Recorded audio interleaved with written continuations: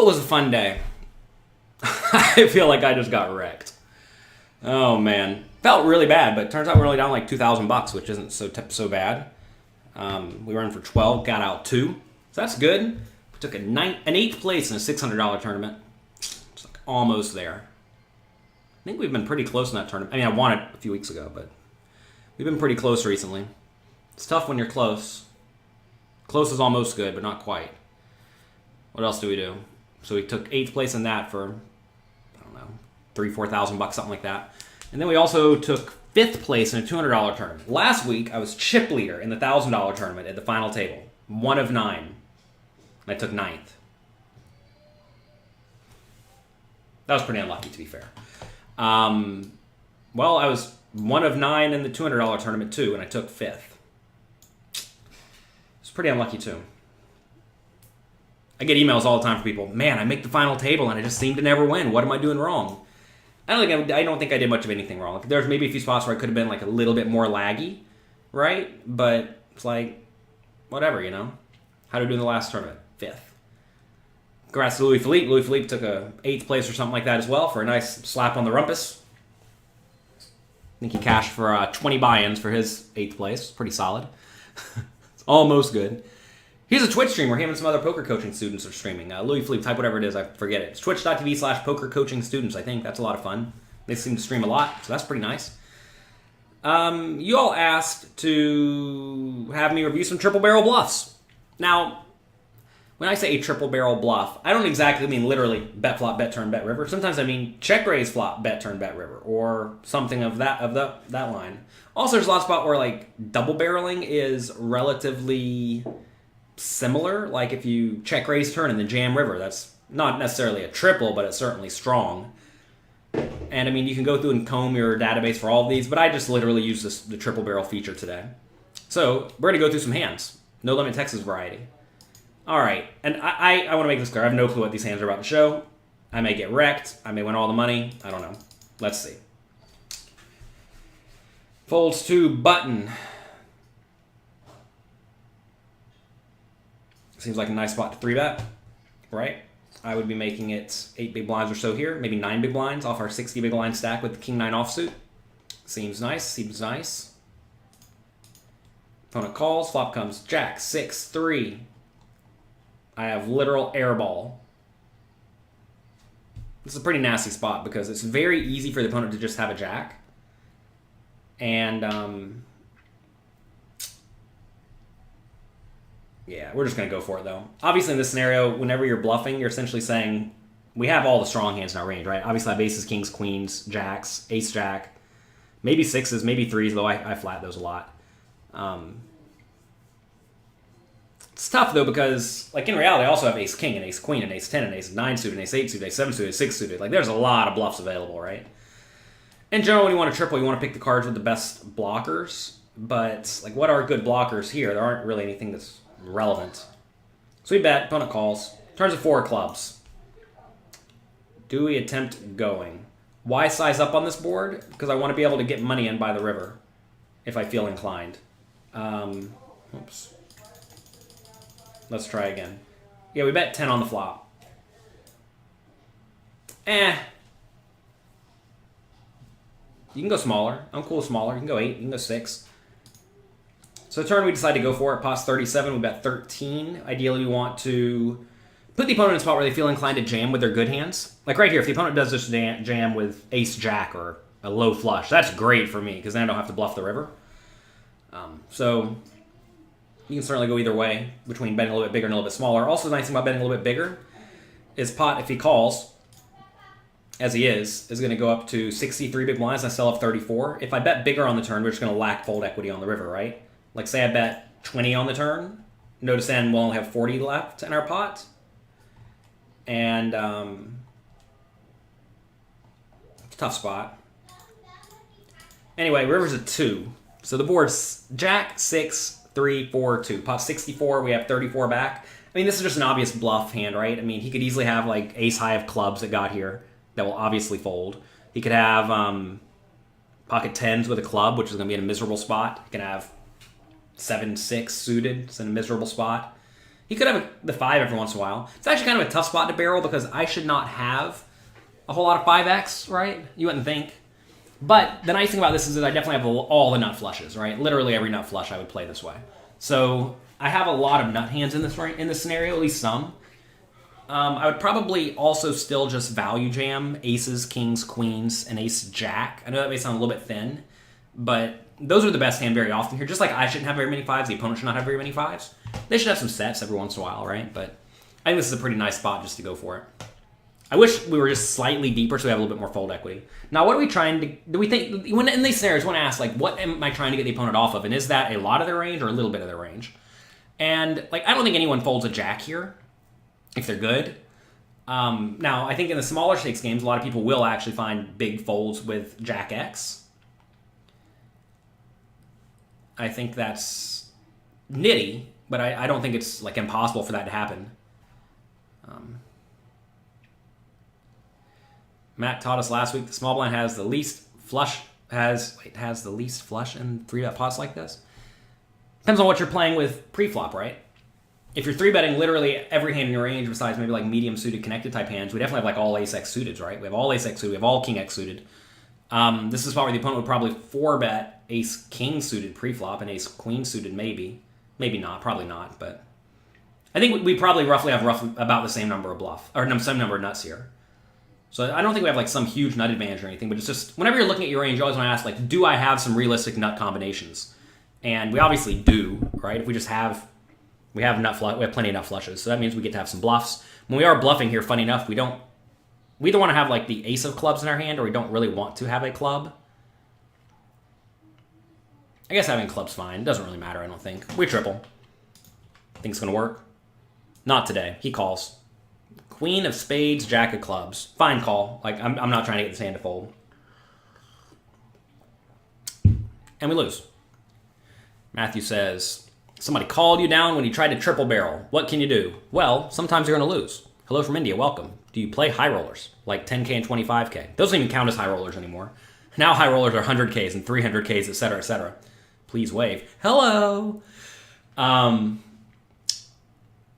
But no, yeah, biggest term I ever played was 100,000 pounds, which was about $180,000. I bubbled. I had aces on the bubble and lost. That was a lot of fun. We played a 40K buy-in tournament, lost. Played a bunch of 25Ks. Oh, I've had some shots in the 25Ks. One was very memorable. On the bubble, I played this giant pot with Justin Bonwood that was like 5x average. I had a ace king and he had 10s, and it was for all of his money. Like I guess I had 3x average, he had 2x average. We had a big flip for like all the chips, playing like whatever, 18 people got on the money or something. I lost. Haven't fared so well in the 25Ks, really. It's kind of annoying. We've had a few cashes here and there in the 25Ks. We've done great in 10Ks. Those don't really count as high rollers anymore. I mean, those used to be just like normal tournaments. See all these trophies back there? Most of these trophies are from $10,000 tournaments. And we talked about the meltdown of the Twitch pros. Well, let's make all the drama. People love drama. I think you're allowed to act pretty much however you want on a Twitch stream if you feel inclined. If you want to act like a baby, you can. If you want to act like a legitimate professional, you can. And are people going to talk about it if you act like a baby? Sure, because that's low-hanging fruit. It's easy to make fun of the guy who's having a rough go at it. And low-hanging fruit. Come on, let's grow up, everybody. That said, if you're acting like a baby on your Twitch stream, you should probably grow up too. It is interesting to see stuff like that, though, because you have to think whenever these people are playing live poker, it's actually going through their heads. I mean, to be fair, like yesterday, when we were just like completely getting crushed, it's just like, it's frustrating. I get it, right? And, but at the same time, it's like, whatever. D-Negs got banned from Twitch. Oh, gosh. Is it fair flip when you're 92% favorite? That's about the border. I think 93% is where it starts to become like you're the favorite. Anyway, we barreled here. We lost. And that's okay. Again, I don't know if these are all going to fail or succeed. I've literally no idea. I haven't watched them. All right, folds to me in small blind, 8-6 offsuit. We 3x it. This is something I've not done recently. We actually went through the database the other day on the stream, I think, and showed that we were just substantially more profitable 3xing it from the small blind than limping from small blind. My mother's texting me. There's a squirrel in their yard. All right, here we have the 8-6 offsuit and raise. Opponent calls. I mean, we're already tripling this. Like, there's nothing else to even see in this hand. Whether we get there, whether we don't, we're betting unless it's like an 8 on the turn or maybe a 6. Because then we have very, very good showdown value. Do we win a tournament without bluffing? I mean, I guess in theory you can just get smacked by the deck. If you like going through these hands, by the way, click like, click subscribe. If you're an Amazon subscriber on Twitch, you can subscribe with Amazon Prime. Nice and free for all of you. And it gives me $2.50. Think of the value. If you want to get better at poker, check out pokercoaching.com/cash challenge. We have a cash game challenge going on. We also have tournament challenges. All right. So we bet. Opponent calls. Like, I already know I'm tripling, right? Like, this is just an obvious one. Maybe we can start sizing up a little bit on the turn to try to get a few more folds. River's an ace. I mean, this is just a mandatory bluff. Like, obviously the opponent has some fours, but obviously I have fours as well. Obviously I have some, like, ace-7 and stuff that can get to value bet here. Like, ace-7 would value bet. I think ace-5 could conceivably value bet. Even ace-3 and ace-2 could conceivably value bet. Obviously, 6-4 is a nuts. If we have the 8-6, we probably have the 6-4. We have all the sets. It's another spot where, like, the opponent's just in a miserable scenario with basically everything. Like, even if he's sitting here with 2 pair, like 7-5, it's not great. You got to call, of course. But it's not great. So anyway, if you have questions about signing up for the site, email support@pokercoaching.com. So the question then becomes, should I go bigger? The problem with going bigger here is that it's very easy for the opponent to have a straight as well, and you have to be very careful blasting it when the opponent could just have all the nuts in their range, right? Check out your VPIP. This is actually a bit of a problem. Take a look at these stats, right? 42, 23, 13% 3-bet at this table. That's just ridiculous. Obviously, it's only over 31 hands. If you're unfamiliar with this heads-up display, I have a video explaining it, and you can get it for free. pokercoaching.com/HUD. Check that out. I mean, you got to bluff here. I don't think I can go too big. We bet. Calls again. Great, great. What do you think he has? What should he call with? Ace should obviously call. Should pocket 8s call?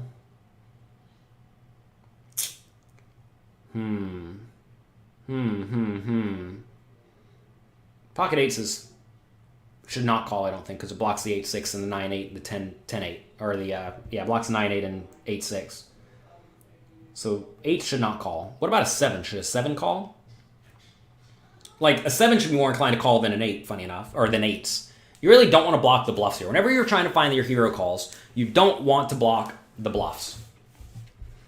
And the bluffs here are 8-6 and 9-6 and 9-8. Those are the very obvious bluffs. Like, almost no other bluffs got there. Shouldn't have too many naked aces, right? He could have ace-x of diamonds for sure. He could have ace-6, right? He could have ace-6. That's an obvious one. Like, ace-6 might be a fold, though, where something like queen-7 might be a call, which is kind of weird if you think about it. But, like, if I have a naked ace, like ace-jack or something here, I'm just not betting. I'm just check calling, right? Whereas if I had, like, ace-7, obviously value bet. When you start a session for your strategy, do you start over all of your stats? No, I don't do that. Do you implement the range betting strategy? I don't even know what that means. Do I bet everything? No, you don't always bet everything. Then you're betting everything. Anyway, interesting spot where I think a lot of people just call the wrong blockers. Like right here, if you have pocket 8s, I'm telling you it's an easy fold because you block a lot of bluffs. A lot of bluffs. Let me see if I can pull this up and show you, actually. Let's see. In this scenario, this is our range analyzer at Poker Coaching. If you're a Poker Coaching member and you do your homework, you know what this thing is. All right. So let's see. We have bluffs. Let's do nuts here. Let's do bluffs.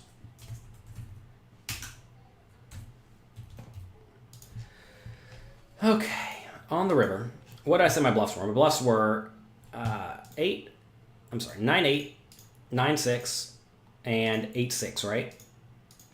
So in this scenario, there's 48 very obvious bluff combinations. Can you see this? 48 very obvious bluff combinations. I'm sorry, these are the bluffs. My brain's not working, everybody. Sorry, I stayed up till stream until 4 a.m. And then our nuts are, what's the board? 7-5, 3-2, ace. 7-5, 3-2, ace. 7 spades, 5 clubs, 3 diamonds, 2 hearts, Oh my god, seven of clubs or something. 7, 5, 3, 2 ace. Okay, nuts. Nuts we would value bet would be ace 4. That's just always a nuts. Would I triple king 4 here? Oh yes, definitely tripling. I'm literally tripling every 4, right? Like literally every 4 gets bet besides 7-4. 7-4 even gets bet for value. Do I have all these in my range? I know I do. 5-4 maybe checks at some point. 4s checks at some point. 5s, 7s, aces all value bet. Ace 5, ace 7, ace 5, ace 7. As you see, like it's already starting. We're already starting to get just like a load of nuts here, right? Maybe I triple a lot of 6s too. So if we want to be honest here, we're honest humans. If we triple all these, something like this. What else we have? 7, 5, 3, 2. If we have these bluffs, we triple of course, or we triple of course, or value hands we triple of course. Okay, so let's say our range actually looks like this. If this is what our range actually looks like, which, again, this is very loose, so I'd spend substantially more time with this if I was making a poker coaching homework or something.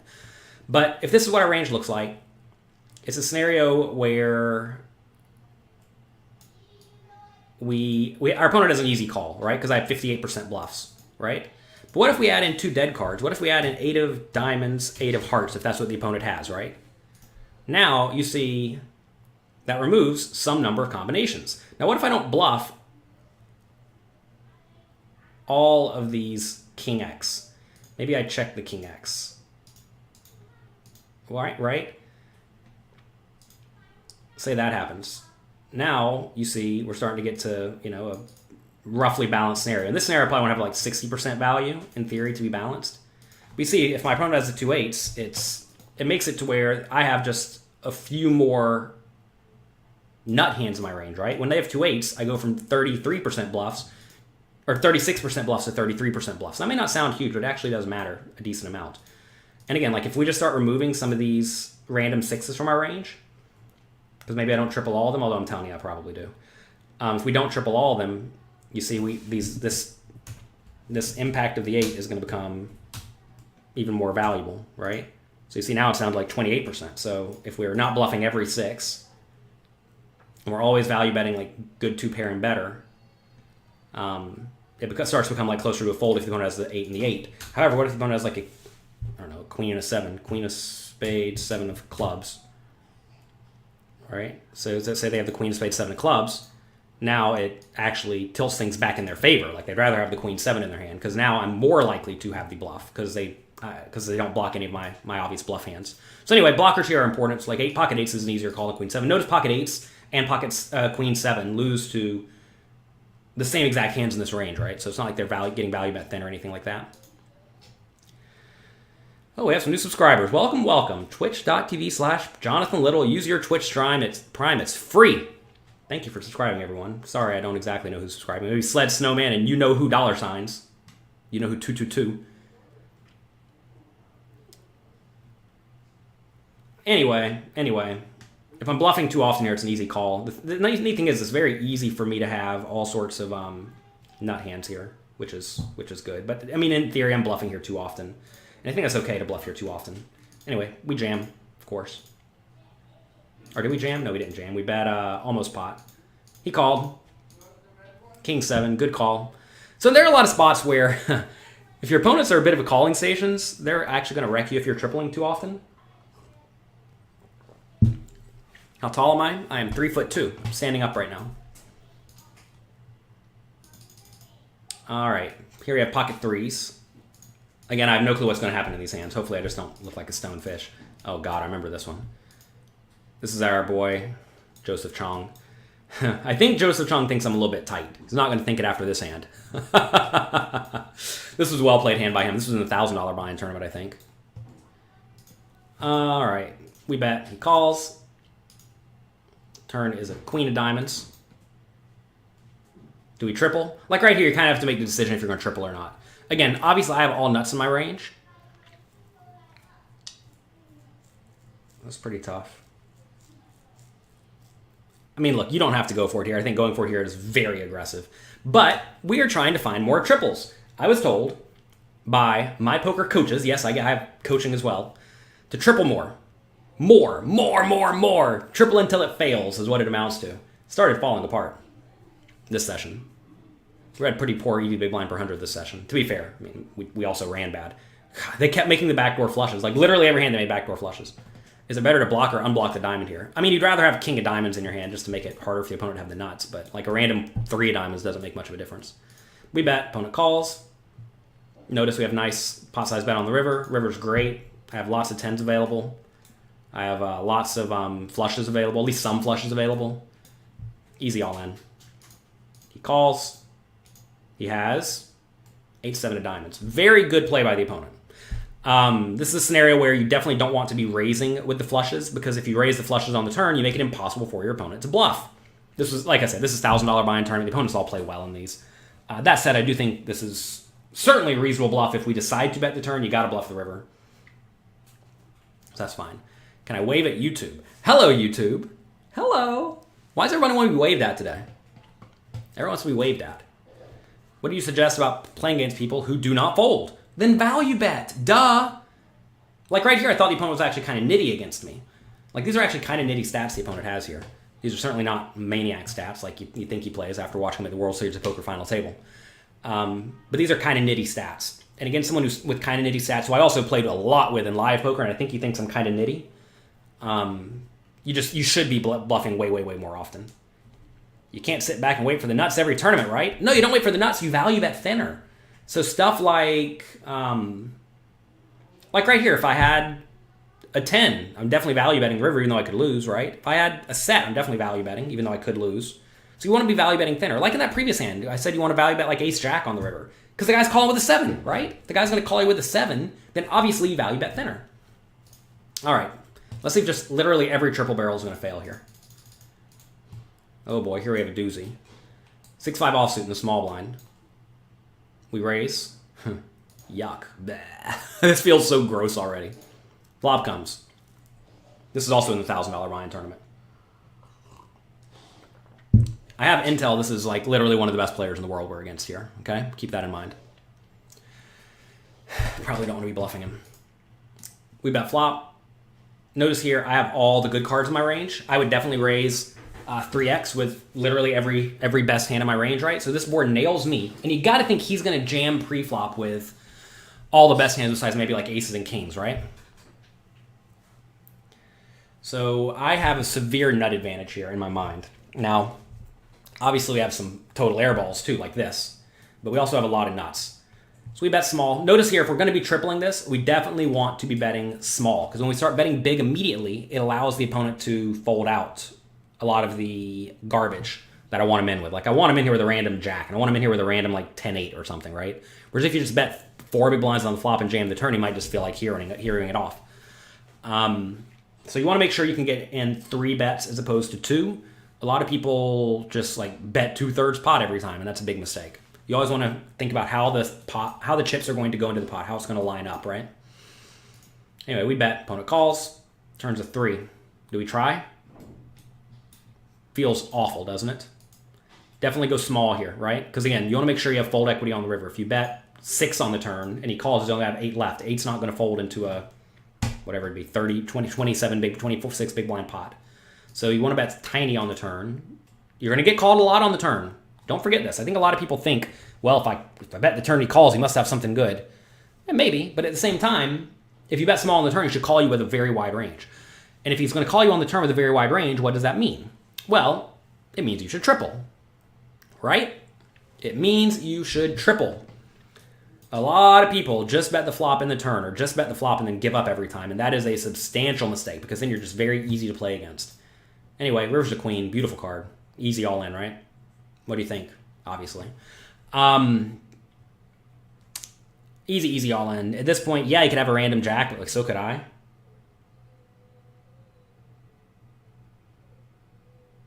So, anyway. Mr. Thomas is sniffling. Hopefully he doesn't have COVID. That'd be unfortunate.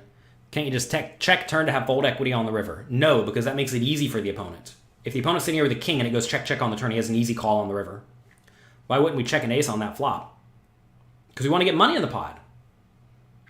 And we have a substantial range advantage. We don't want to check with the ace because I also want to be bluffing with all of my bluffs and have it be logical, right? Like right here, if you check all your aces on the flop and you're playing against someone who's good, you really do want to be somewhat balanced against someone good, which means if I ever want to have any bluffs, which clearly I do because I'm raising the 6-5 offsuit, then we also need to be willing to bet our nut hands. It's like I'm telling you all here, I'm betting every single good hand too like this. I just happen to have the literal nut low. Well, okay. It's not the literal nut low. It's close enough. Anyway, we jam. He folds. Hey, we finally got one through. Congratulations to us. Also, a lot of your bluffs get there on the river, so you can probably bet all air here. Well, we could go through that range analyzer exercise again if we wanted. That'll take forever. I want to go through a few more hands. You can go through it, see what it looks like if you bet literally every bluff. I bet we still have way too many bluffs if I have like all sorts of offsuit junk. Should we have some ace X at check? I'm just betting everything here. Substantial range advantage and substantial nut advantage for me. Because in his mind, I'm either going to be very linear or very polarized pre-flop. This nails a linear range, and it nails a polarized range. So we're just in such great shape on this flop against his range. Remember, he only started with 20 big blinds, right? Don't forget. He started with no chips. He has to just jam all of his good hands. So since he should jam all of his good hands, that means he's just completely bricking on this board so hard. Like, I mean, he has aces and kings, I guess, but that's it. Like, he's jamming tens, he's jamming ace-king, jamming ace-queen, jamming ace-jack, jamming ace-10, jamming any ace. So he's looking at a king or worse. And not even king-queen or king-jack a lot of times, like king-3.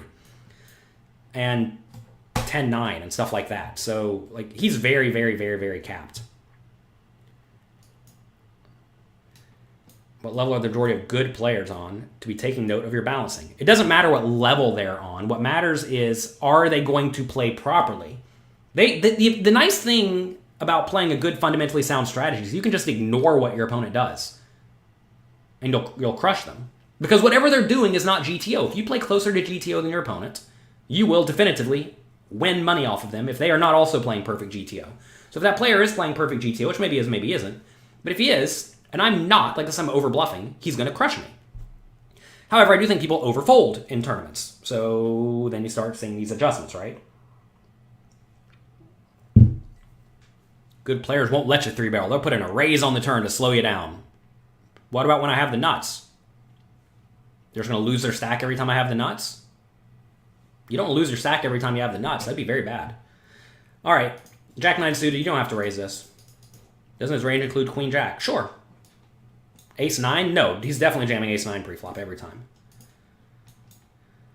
Probably jams queen-jack, honestly. All right. Do we triple this? Obviously, this is a terrible board for me. Pretty good board for the opponent. We'll start with a small bet. We have lots of equity. Well, not lots. We have some equity. Opponent calls. Oh, yes. Oh, yes. Get your tripling shoes on. Get your tripling shoes on. This is a beautiful card because I have a lot of queen X and the opponent has none. Like in this scenario, I may actually check back some ace highs and whatnot on the flop. But when I do bet, I'm going to have every king queen, every queen jack suited, every queen 10 suited, lots of queen 9 suited. It's not all of them probably. So obviously I still have loads of diamond draws, still have over pairs. In reality, I probably bet ace queen too. So this is just a spot where we got to go for it. Got to go for it. We bet, opponent calls, river's a 7, opponent checks. We put them all in or do we bet small? I think we just put them all in. Seems like a very easy all in here. When going for a triple barrel, do you tend to do this early or late? At any point. Kind of annoyed this thing didn't pull up this hand I had yesterday in the $2,500 tournament that was very ill right off the bat. Maybe we'll find it before the end of the day.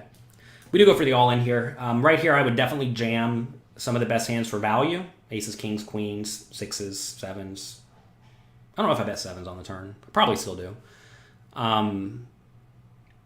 We have some diamond draws we like to bluff. Again, this is just an example of severe over bluffing, but I think it's going to be good because the opponent's range is somewhat capped. Now, we obviously could have like 7-6. I think that's viable. We could have queen 6 suited. That's viable, but it's not all that many combinations. So this seems like a pretty obvious triple to me. Maybe it's just to bet bigger on the turn. I can get behind that. Like right here, bet 5.5 on the turn and make the pot 2 big blinds bigger. It may not seem like a big deal, but if the pot's 19.5 and I only have 21 left, now we're betting closer to pot. Maybe I should just bet a little bit bigger on all streets. Raise easy 3-bet. Opponent calls. Yuck. I mean, this is a rough one because we're just going to be running into it quite often. I'm not sure what the right play is in this spot. I'll look it up later. Probably just supposed to bet, though, right? Just bet. We bet. Opponent calls. Turns a king. Oh, yes. Oh, yes. Anytime they put this big card up there, we're doing it. When tripling, are you trying to get all in on the river? You're trying to make a substantial bet. You can't always get all in. If like you're playing 100 big blinds deep in a single-raise pot, you can't get all in. But no, you're trying to play big pots. You have to understand, you're trying to make the opponents fold, usually, not always, but usually, a lot of marginal made hands, like pocket eights here. How do you get pocket eights to fold? Not by betting tiny, not by checking. You get there by blasting, right? I want to represent a good, strong, polarized range that hopefully the opponent thinks is a little bit nut-heavy. Okay? That's what we're going for. Good, strong, polarized range that's a little bit nut-heavy. We bet turn, opponent calls, river's a 5, opponent checks. I mean, this is an easy all-in, right? Opponent has a load of middle pairs here that are just going to be in a miserable spot if I jam. I have lots of nuts in my range. It's an easy shove. I mean, he's going to show up with king X of hearts sometimes. I'm sorry, king of hearts X sometimes, and he just never folds that. But if he has pocket queens or warts, it's a pretty bad spot for him. It's probably actually a call if you have like queens with queen of hearts or jacks with jack of hearts, but he can't have that. I block it. Notice I block ace jack of hearts, king jack of hearts, queen jack of hearts, jack 10 of hearts, jack 9 of hearts, right, which is good. Like right here, the blocker is pretty relevant. So anyway, we jam. Yeah, calls. What's he got? Queens with a queen of hearts. This is a good call. Everyone wants to know what I think about random people getting banned on Twitter. I don't care. Or getting banned on Twitch. Why does everyone want to talk about the drama? If the guy is going to break the rules by saying things that are out of line, then you're going to get banned. That's how it goes. I got banned on Twitch a long time ago. Do you all know that? I was apparently the second person to stream poker on Twitch. So you know what they did? They banned me because poker was an illegal gambling game. Not for children. Not for children. You can shoot people in the face with a gun on our site. But you cannot play poker. That's what they said back in the day.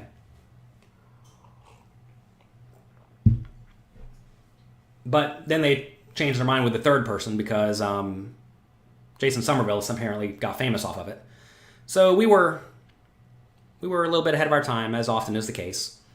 And they banned me. So, you know, they ban you from Twitch sometimes. That's how it goes. Wouldn't be so worried about it. You got banned on Twitch first, named Twitch Poker. Go figure. Yeah, well, enjoy it. Oh, man, oh, man. Ace-2 offsuit. What do we do here? We're ace. I want to raise a little bit bigger if you're going to raise from small blind when we're deeper stacked. Oh, yeah. Triple already. Triple, triple, triple. If you have the range advantage but hit a marginal made hand, are you more likely to check or bet? Louis, you can go either way. I mean, if you have a big range advantage and a reasonable nut advantage, then you usually just want to be betting very frequently across the board. Let me see if I can pull up this image for all of you. I was working on this last night in the middle of the stream with Johnny from Clutch Prep, who's helping me make the tournament masterclass. Let's see if I can find this image. Is this it? That's not it. It's not it at all. That's not it either. All right, let's see if I can find it on Slack. Give me a second. I'll pull it up. It should be easy to find. Jesus. Obviously nothing's going to work for me right now. All right. Justin and Johnny, they helped me do everything.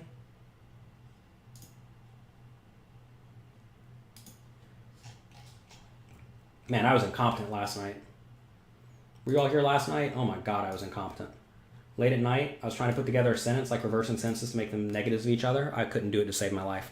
Here I have a flow chart for when you should be betting to some extent. This is not definitively correct all the time, but it's going to be pretty close. Okay, the way you read this, you start with frequency. Okay? First off, you start on this side. How often do I want to bet? Frequently? Sometimes, like never. First, am I in position? Okay, if we're in position, do I have a strong range advantage? If we do, you're going to be betting 80% of the time or more.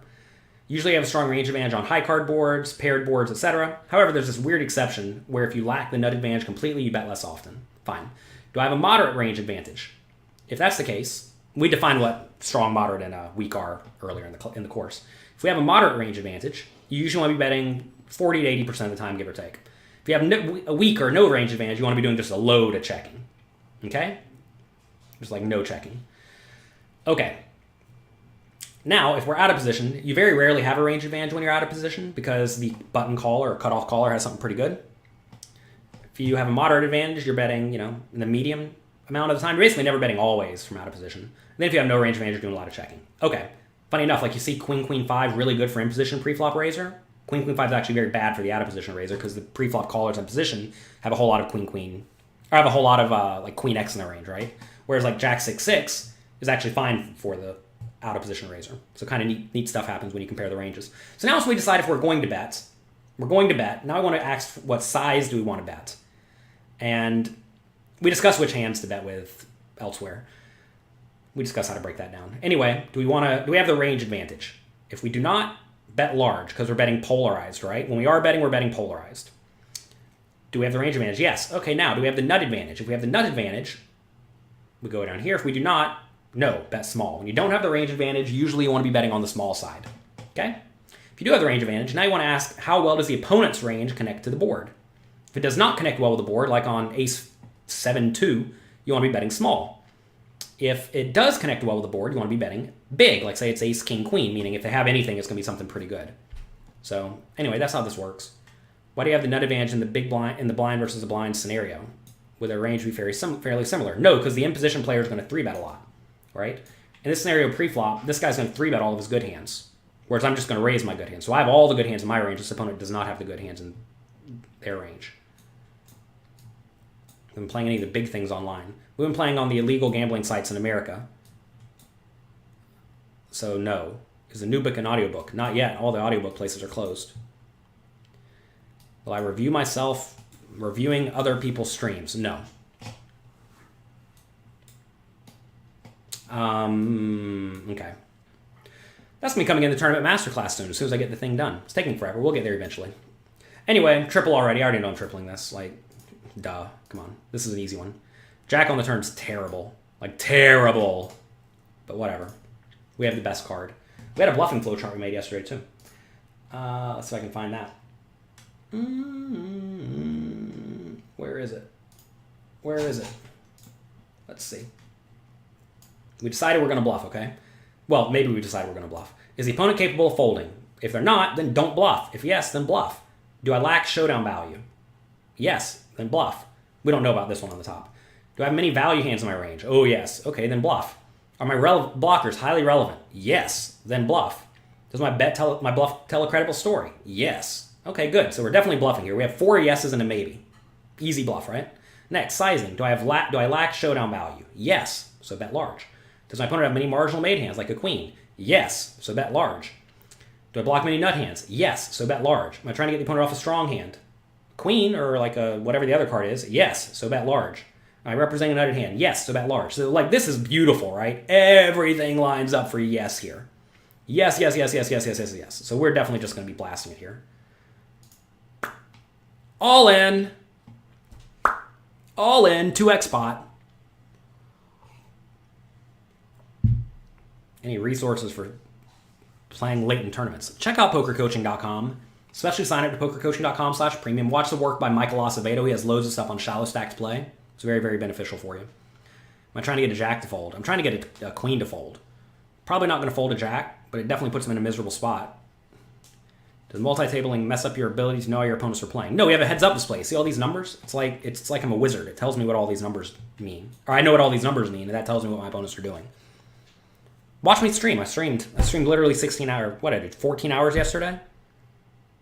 Made 2 final tables. You know, what do you want from me? Easy all in. He calls. He must have, well, a jack or a flush, clearly. What's he have? Ace jack. Good call. Like I said, jack's not going to fold, but a queen will fold virtually always. I think a 9's going to fold every single time. And obviously there are way more queen X and 9X in their range than jack X. So I'm cool with this. That one just like beautifully followed the flow chart. Raise small blind, he calls. Bet flop, calls. This is not a great scenario, but whatever. Bet again, he calls. Bet river, he folds. Finally. So you have 3-bet his ace-jack there. You can go either way. I don't think you have to 3-bet ace-jack. What HUD do I recommend? Check out pokercoaching.com/HUD. This is Hold'em Manager. This is what I've always used. I'm not well-versed in Poker Tracker. Where do you get all these charts? Did I make them? Yes, we made them. Well, Johnny made them. I didn't make them. I'm bad at making charts. Where can you watch the stream for yesterday? It'll be in the member section at Poker Coaching as soon as we get it uploaded. Might take a day or something like that. When you have the nuts, are they paying off your value bets? Yes, I filtered for only when I have the nut low for this show today. We had many other plays where we're playing exactly the same way with the nuts, and we just like print the money whenever we have the nuts, clearly, because you win. I want to make that clear. I don't always have garbage when I bet. I'm just showing you all the garbage, because that's what you all told me you wanted to review. Oh, don't think I only do this with garbage. All right, anyway, we triple, he loses. That feels so dirty, tripling into the multiple jacks. Can you offer those flowcharts to Poker Coaching? Once they're in the tournament masterclass, they'll be there, I promise. Be patient. There's like 20 of them, okay? There's a lot of images in this tournament masterclass on all sorts of stuff. I was just showing the ones that are relevant because you all asked about specifically those. It's coming. It's a big project. It's a big project, everyone.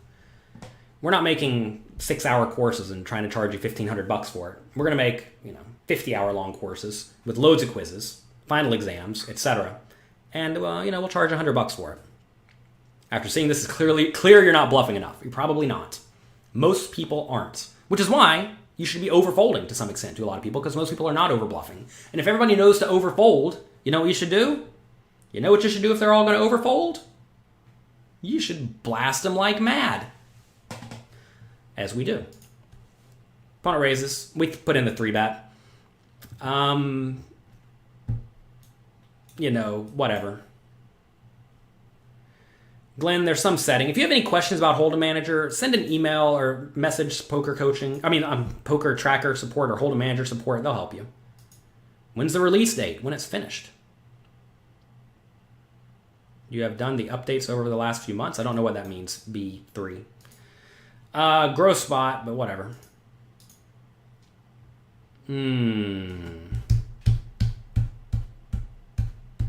This might be a fold. Everyone wants a timeline for everything. It's done when it's done, everyone. The problem with giving you a timeline is that if it's wrong, it makes me look like a liar or a failure. I don't want to look like a liar or a failure, especially when I don't know the answer, right? I don't know when it's going to be available. It's going to be available when it's done. Believe it or not, it's not as easy as Jonathan Little does a little bit of work and pushes it out. I have a team of people who help me with all of these things. You're going to sleep. Hey, I worked the graveyard shift last night. That was a lot of fun.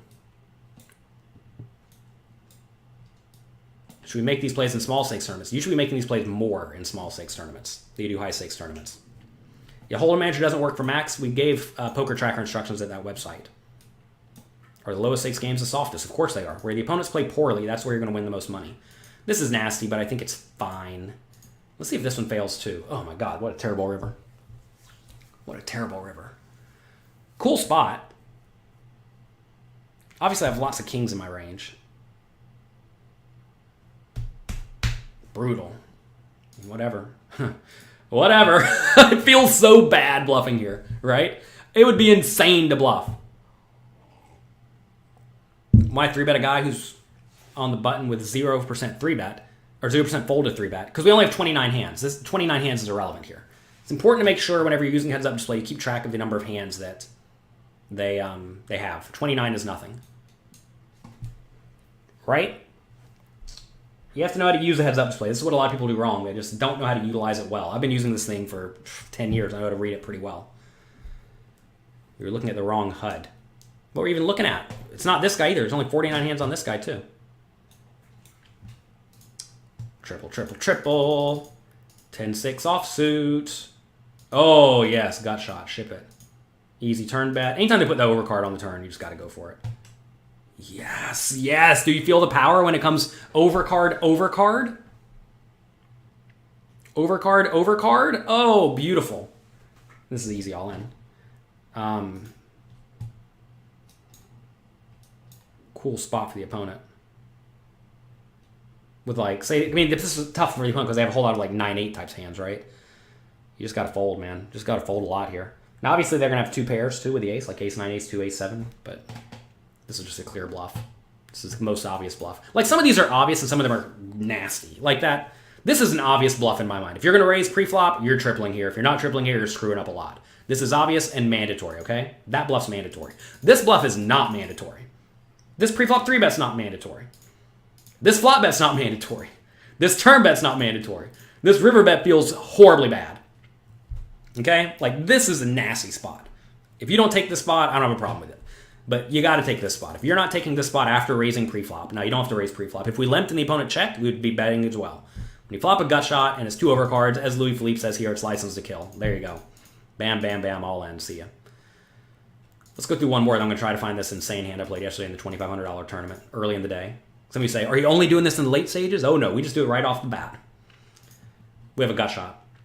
So, whenever you have the gut shot, it's a neat scenario where you kind of have to go for it, even if the board is not great for your range. If you have the gut shot and you lack showdown value, and that's clearly what we have here, right?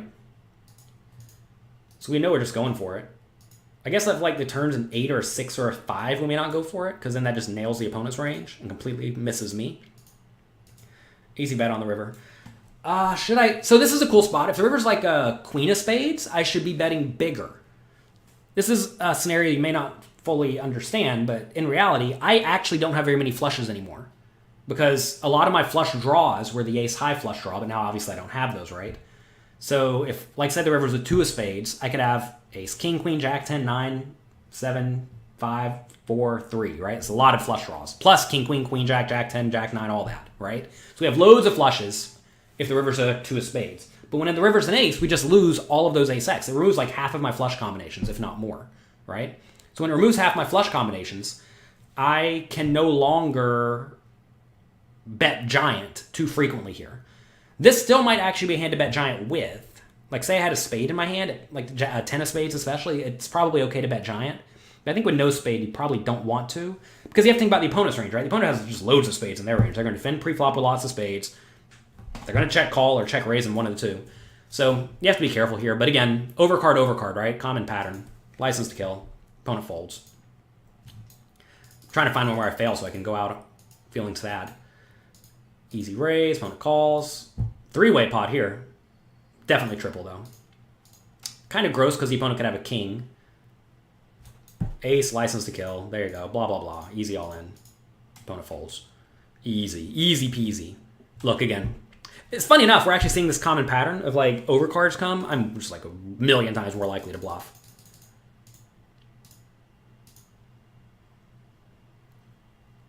Funny enough, this was actually in that... it's not here. This was in the chart I showed you. Middle card, low card, low card is fine to bet, but like queen, queen, brick, I should just check here and check fold. Turns a 6. Whatever. King, all in. Calls. Good. We can go out on a loser. Jacks. Good call by the opponent. This is a spot where a lot of people find nitty fold on the river. Easy play though. Do you like tripling multi-way? You should definitely bluff less often multi-way, but when you flop the obvious draw, you should be betting the obvious draws that lack showdown value. Anytime you have a draw that lacks showdown value, multi-way that's like a good draw, like queen-eye flush draw, you want to be betting. So good call by the opponent. Nice hand, nice hand. All right, let me try to find this ridiculous hand. I don't know if it's any good or not. Give me a second. I'll try to find it from yesterday. Let's see. I gotta clear my filters and go through all this nonsense. All this nonsense. Reports, tournaments.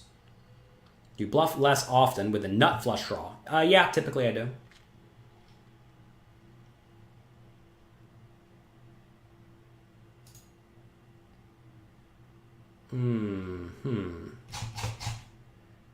Might be hard to find this hand. I think it was queen 3 suited. Can I just filter by cards? Let's see. Hold'em by hole cards. That should be someone's online name. Hi, I'm Hold'em by hole cards. We're going to play some Texas style today. Ah, beautiful. Here it is. Knew I'd find it. Okay. Let's try again. Okay. This is a $2,500 buy-in turn, okay? Remember Razor Raymond. Razor Raymond loved to battle. He busted very early. All right. Guy raises. We'll obviously defend. Queen 3 suited. Flop comes. This is a draft ganger special. I was told by some people to check raise flop more. Just do it. If you have the nut advantage, check raise more. Find all the bluffs. Literally every bluff you can find. Find it. Check raise flop small. Bet turn blast river.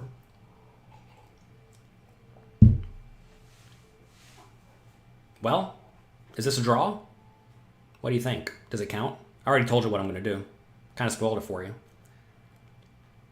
You have a poker coaching study session after our show. Nice. Members can join on Discord. Very nice. If you're a poker coaching member, go to the dashboard. On the bottom left-hand corner, there's a community tab. And get in there with Louis Philippe. Louis Philippe's been crushing it. And apparently he's the man in the study group too. So look, I never would have check raised this in the past. I would have just folded and not moved on in my life. But we've been trying to go after it a little bit more, especially in the high buy-in tournaments, because no one wants to bust early, besides me apparently. We did this in the $1,000 tournament I was the chip leader in last week. Like early in the day, we just ran some ridiculous bluff and it worked. Figured let's run it back. Check raise, opponent calls. If turns an overcard or a spade or a heart or a queen, we can value bet even. We get to go for it. Okay. We're on the river. I've probably decided I'm going to bluff. Let's go back to our flow chart here that we made. Is my opponent capable of folding? I don't know. Do I lack showdown value? Yes. Do I have many value hands in my range? Well, I definitely check raise a flop with lots of flush draws, right? If I had flush draws, I'd check raise flop. I'd definitely bet the turn. And I'd like to get on here on the river. And obviously I have all of them because I'm in the big blind and I'm defending very, very wide, right? Where'd my chart go? So do I have many value hands? Yes. Does my bluff tell a credible story? Yes. Are my blockers relevant? No. But actually here, I guess I'd rather have like queen of spades, of course, but I don't. Whatever. So we have a no, 3 yeses, so we're probably going to bluff. Next, sizing.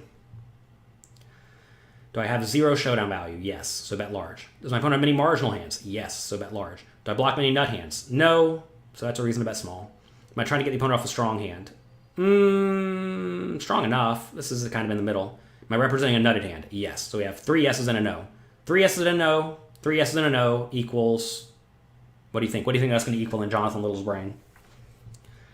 Is that check raise slightly small on the flop?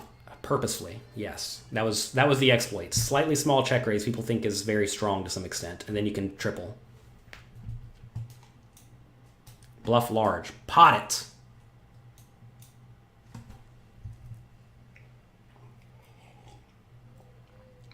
1.2x pot. Shove. Wow, you all are crazy.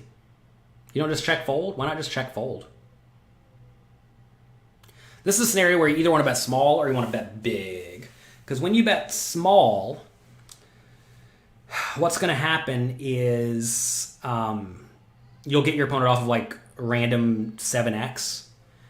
But the problem with that is that when you bet small, your opponent is going to hero call you a lot, just randomly, right?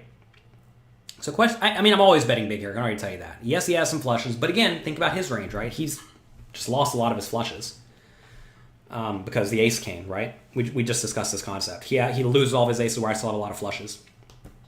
I also have a lot of bluffs, though. When you have a lot of nut hands or effective nut hands, every two spade hand is the nuts here.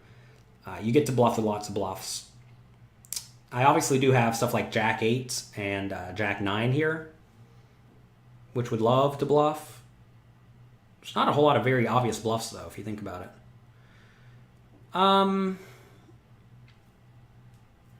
It's one of these weird spots where like maybe 70 big blinds is a little bit better than all in. The opponent only has 90, right? So they're looking at a 1.8 pot. Blast it, you have more flushes than the villain. That's really it, Louis Philippe, right? At the end of the day, if you're trying to be balanced, if you have all the flushes, you get to bluff big. Again, we're definitely over bluffing here, but I think I like the all-in. Sure looks strong.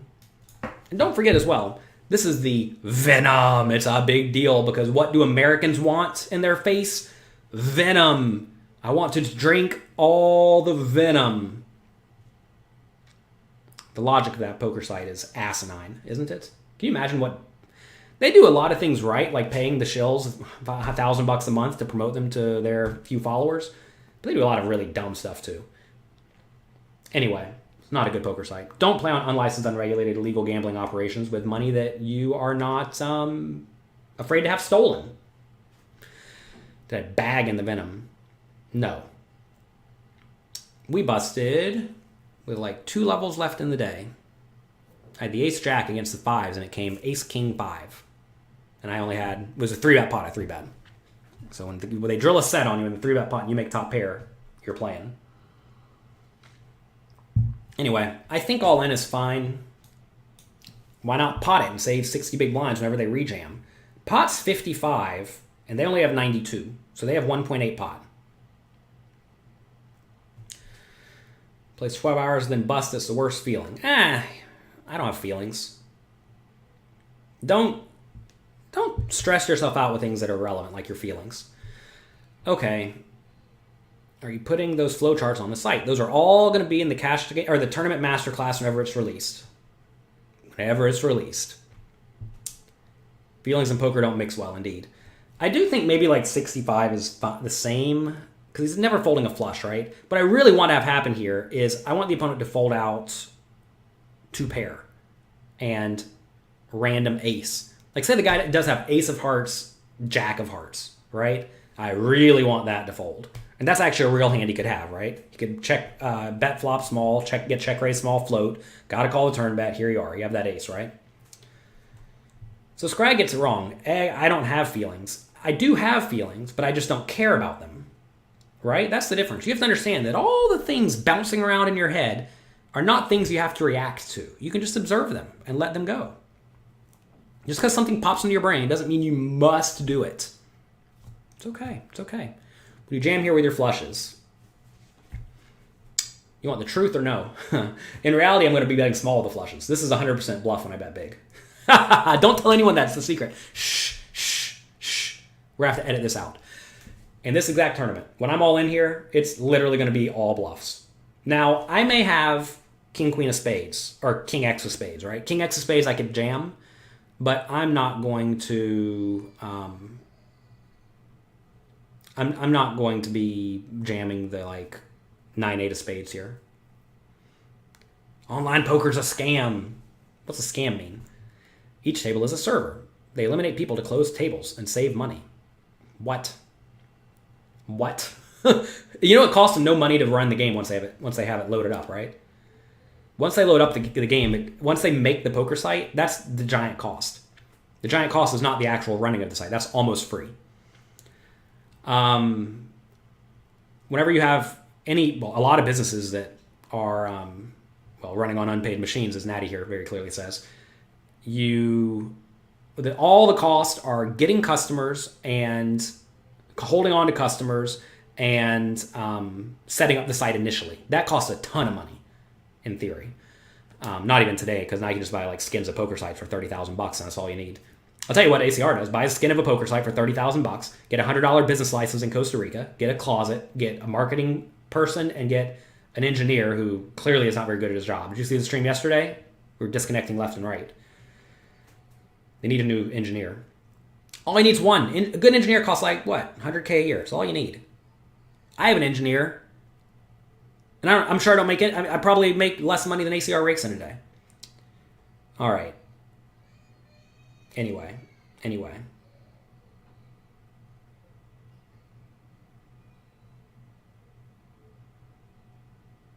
Hamsters power the servers. I see hamsters are expensive. They eat a lot of lettuce.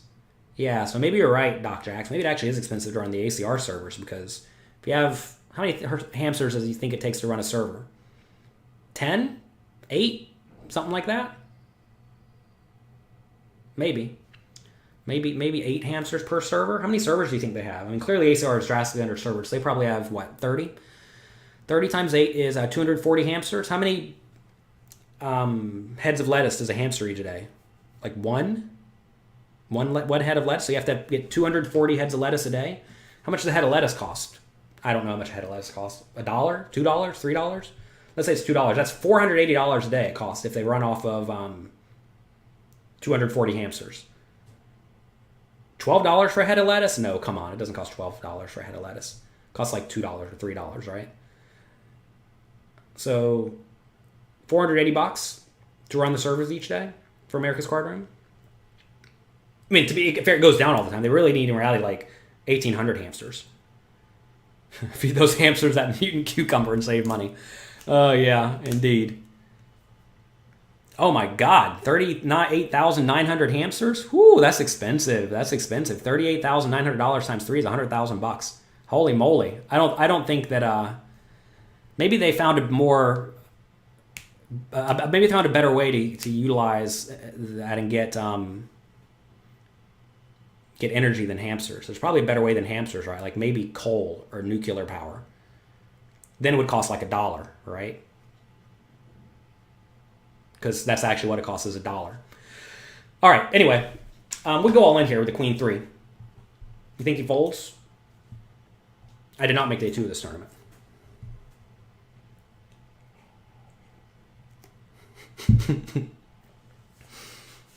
Come on, be easy. B3 easy.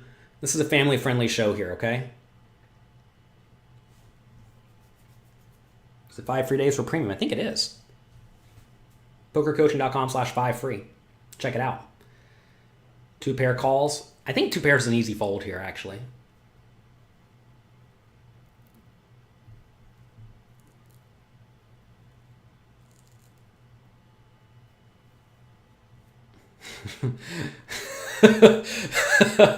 Oh gosh. Oh my gosh, you all. You're having too much fun in the chat today. Easy fold for the opponent. This was like literally 5th hand of the day or something. So look, people asking, do you only do this late? Do you only do this when you're shallow? No, we do this all the time. I actually think it's probably a little bit worse when you're shallow because it's just easier for the opponent to call because they're putting in like 10 big blinds to a 30 big blind pot, right? But it definitely applies a lot of aggression, that's for sure. All right, well, if you all want to study more, head over to Louis Philippe's study group. They posted a link to the Discord a second ago. You can also find it in the community section in Poker Coaching. So go get into that. More fold equity when you shove all in, that's for sure. That's for sure. Turns out when you bet bigger, when you make them risk their whole $2,500 seat that they spent the last year trying to satellite into, they don't want to go broke on the first hand of the day when they lose to almost everything. Okay? Have a great day. Enjoy yourselves. Make the most of it. If you have conspiracy theories, take those and put them in the trash and go try to find some facts. Facts are very important. Logic is very important. Reason is very important. Also realize, just because you lose a hand or two doesn't mean that the game's rigged. Someone posted here, man, I see you triple barreling. I tried to triple barrel and they called me. Yeah, you did it one time. You know how many triple barrels we made here? Many. You know, we did it with the nuts sometimes too. And sometimes when we have the nuts, they call us. And you have to realize that volume cures variance. And once I get enough of these, we're going to definitively know if these are profitable. And the thing is, too, is that like if you look at all your triple barrels and they're unprofitable, it doesn't mean they're necessarily bad. It doesn't mean they're necessarily bad, right? Because they're getting you paid off a lot more with your good hands. And also, what's the alternative? Just check fold? That has a real cost. When you check fold, you lose 3 or 4 or 5 big blinds, right? Whatever it is. So if you lose 3 or 4 or 5 big blinds, that means the default is minus 300 big blinds per 100. What did these run? Just out of curiosity. Let's see. Clear all this nonsense. Try to filter back for give me a second. So if the default's like minus 300 per 100, we'll see what the triples actually do. How do I do this? Overall, triple barrels. Triple barrel. I love triple barreling. Again, these aren't exactly triple barrels because like that queen 3 didn't come up, but clearly that queen 3 was an ill hand. That was a very, very ill hand. So we need to do triple barrel, but then we also need to filter out good cards. I guess I can show you what I'm doing over here. Let's see. So we go over here, we go to filter, we go to position. Oh no, I need a card hand value. So we take this hand value and we throw it into the dumpster. Put it one pair, because sometimes it's with the one pair. So you see here the default, I told you it was like minus 300, minus 400, something like that, right? Or minus 370, which is roughly the same, essentially, as just like check folding every time, right? It's roughly the same as check folding every time. But we're going to get paid off substantially more whenever we have a good hand, right? Well, let's just go over here. I mean, we got to be up infinite, right? I didn't even look at it. Let's see. Let's go back over here and do... I mean, come on.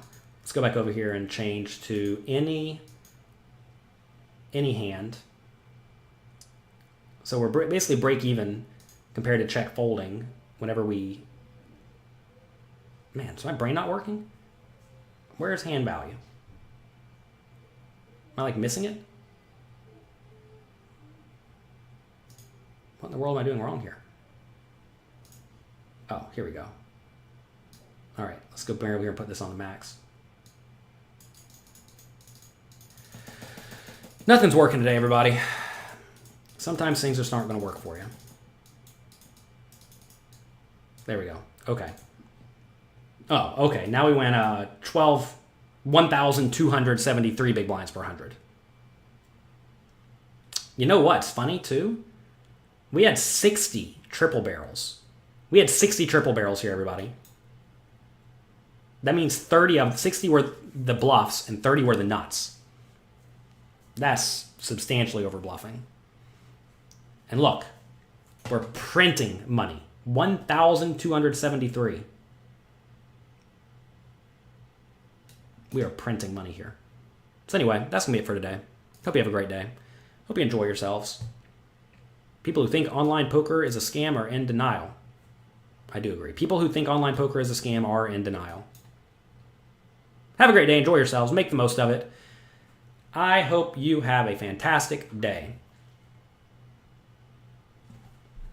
It's tough because a lot of people squander their time thinking about nonsense. Everybody who's out there thinking about bad luck and, oh, woe is me.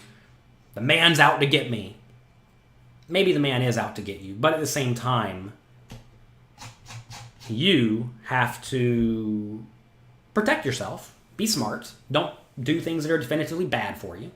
And make good use of your experience. You got to make good use of your experience. You only get one, unless, of course, you're reincarnated as a goat. Then you get two. But usually you only get one. And don't waste it on nonsense. Don't waste it on being angry. Don't waste it on hatred. Spend it bettering yourself and bettering others. Goodbye. Have a great day.